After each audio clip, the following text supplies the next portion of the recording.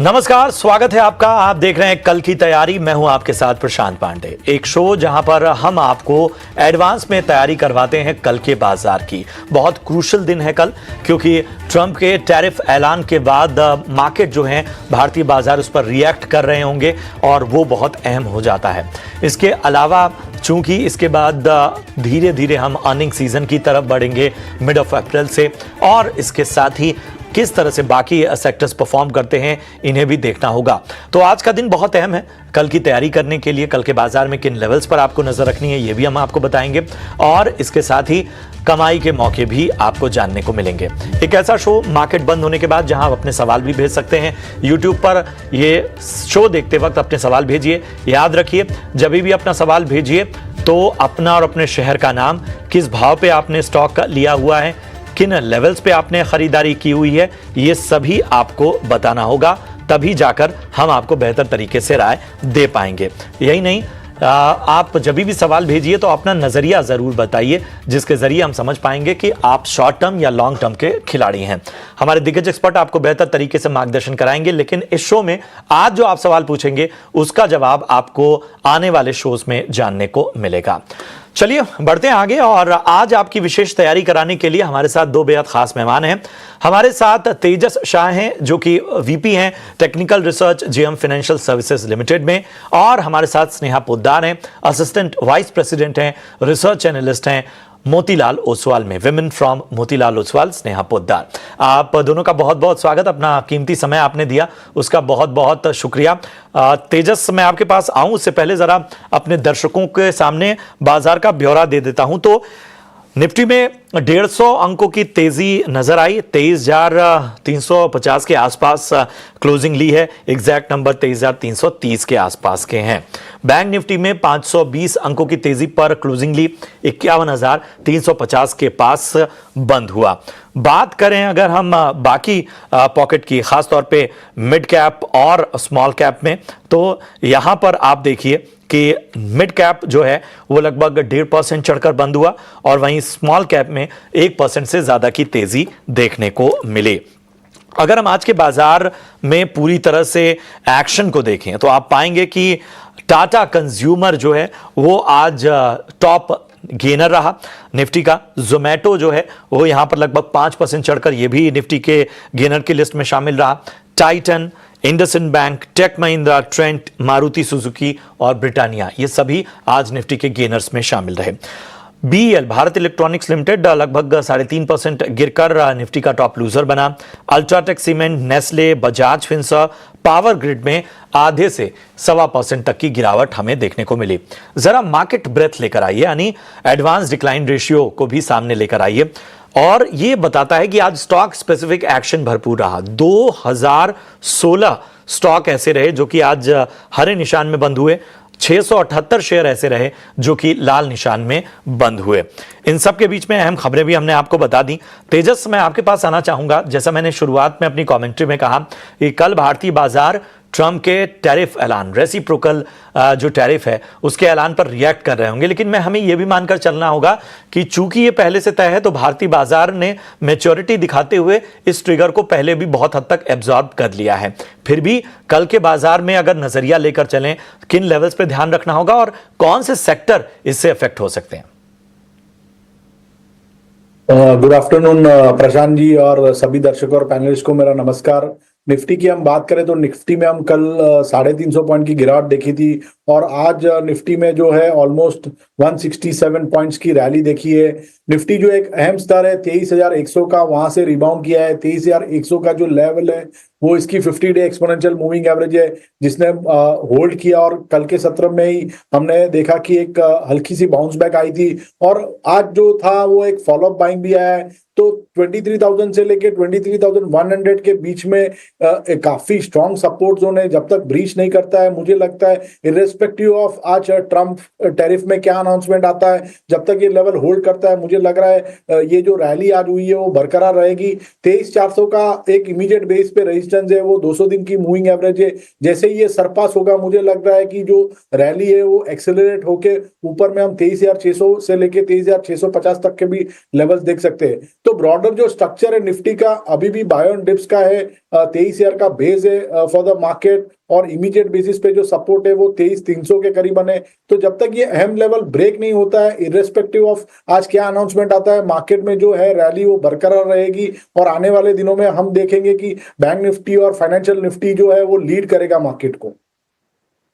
तो ये है नजरिया बाजार पर। चलिए सवालों के सिलसिले को शुरू करते हैं। पहला सवाल पुणे महाराष्ट्र से निखिल काले का है और इन्होंने LIC में राय जाननी चाहिए। 100 शेयर इनके पास LIC के हैं और इन्होंने 830 के भाव पे एवरेज किया हुआ है।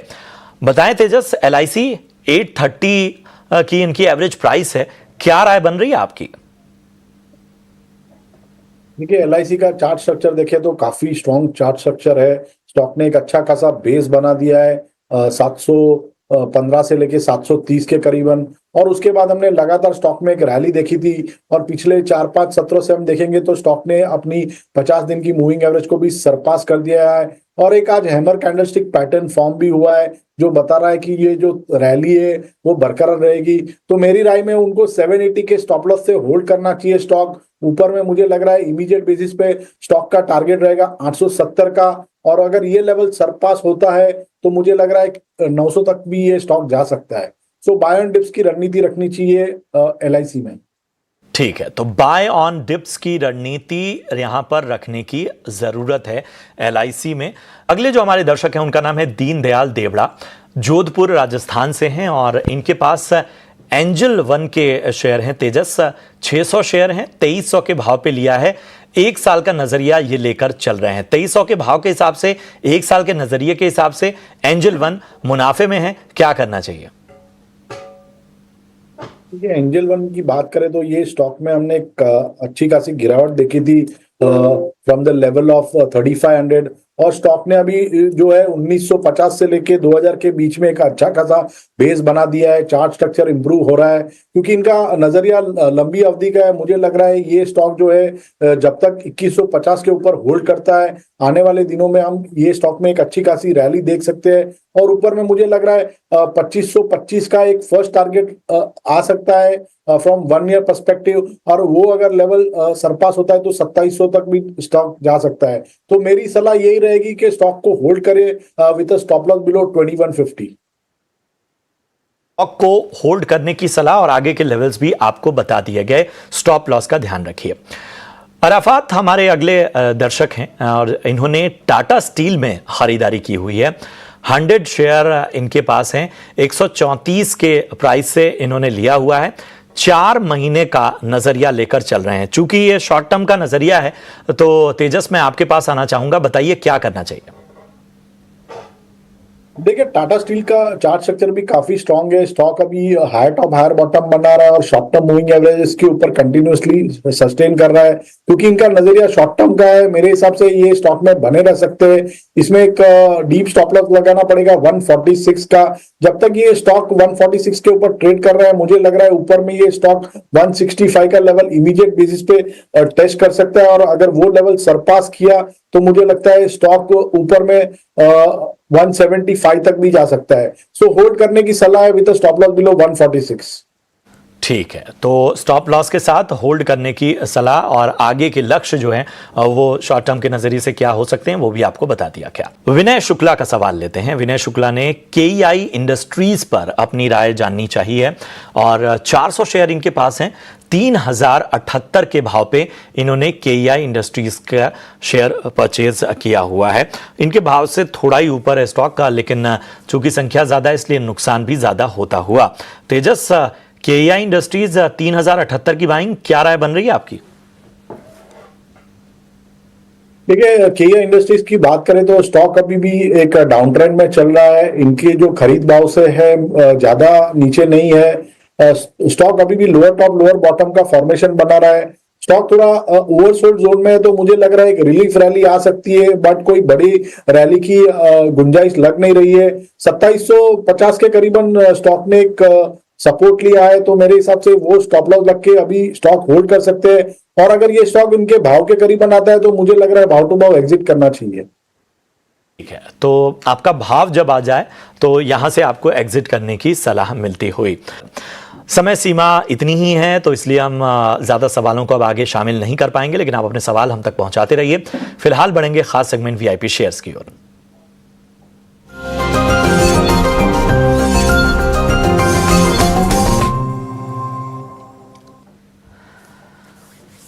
चलिए, सबसे पहले तेजस बताएं, आपकी राय में आज वीआईपी शेयर्स कौन कौन से हैं? तो प्रशांत जी, आज की जो मेरी पहली पिक है वो बैंकिंग सेक्टर से है। आईडीबीआई बैंक लिमिटेड मैंने चुना है एज अ वीआईपी शेयर। ये स्टॉक ने अभी एक inverted head and shoulder pattern से ब्रेकआउट दिया था और उसके बाद स्टॉक लगातार जो है एक ब्रेकआउट के बाद एक अच्छी खासी रैली के बाद थोड़ा साइडवेज कंसोलिडेट कर रहा है, बट जो चार्ट स्ट्रक्चर है काफी स्ट्रांग है, शॉर्ट टर्म मूविंग एवरेज के ऊपर ट्रेड कर रहा है। तो करंट भाव पे डिप में खरीदारी करिए IDBI bank limited with stop loss below 73। इसका पहला लक्ष्य रहेगा 83 का और दूसरा लक्ष्य रहेगा 88 का। और दूसरा जो मेरा वीआईपी शेयर है वो है lemon tree limited. Lemon tree limited में भी हम देखेंगे तो पिछले 2 दिनों से हमने काफी अच्छी स्ट्रेंथ देखी है स्टॉक में, और ये स्टॉक ने भी एक अच्छा खासा बेस बना दिया है 125 और 120 के करीबन, और उसके बाद लगातार जो स्टॉक है एक स्ट्रेंथ दिखा रहा है। डेली चार्ट पे ब्रेकआउट ऑलरेडी आ चुका है स्टॉक में, और स्टॉक ने जो अपनी लंबी अवधि की जो मूविंग एवरेज है 200 दिन की वो भी सरपास कर दी है और कंसिस्टेंटली उसके ऊपर ही ट्रेड कर रहा है। तो लेमन ट्री में आप करंट भाव पे डिप में खरीदारी कर सकते हैं। इसमें आपको स्टॉप लॉस लगाना है 126 का, और इसका जो 6 से 12 महीने का लक्ष्य है, पहला लक्ष्य रहेगा 155 का और दूसरा लक्ष्य रहेगा 170 का। ठीक है, तो लेमन ट्री और इसके साथ ही एक और स्टॉक खासतौर पर नजर आता हुआ। शुक्रिया करेंगे तेजस आप दोनों का, लेकिन जाने से पहले अपना डिस्क्लेमर देते जाएं। स्नेहा, सबसे पहले आप। जी, मैंने जो भी स्टॉक्स डिस्कस किए इनमें किसी में भी मेरी होल्डिंग्स नहीं है। तेजस, अपना डिस्क्लेमर दें। तो जो भी स्टॉक्स हमने डिस्कस किए उसमें मेरी कोई पर्सनल पोजीशन है नहीं, बट हमने हमारे क्लाइंट्स को रिकमेंड किए हो सकते हैं। शुक्रिया करेंगे आप दोनों का शो में जुड़ने के लिए, निवेशकों का मार्गदर्शन करने के लिए। इसी के साथ कल की तैयारी में आज के लिए इतना ही। दीजिए इजाजत, लेकिन आप देखते रहिए ईटी नाउ स्वदेश। नमस्कार।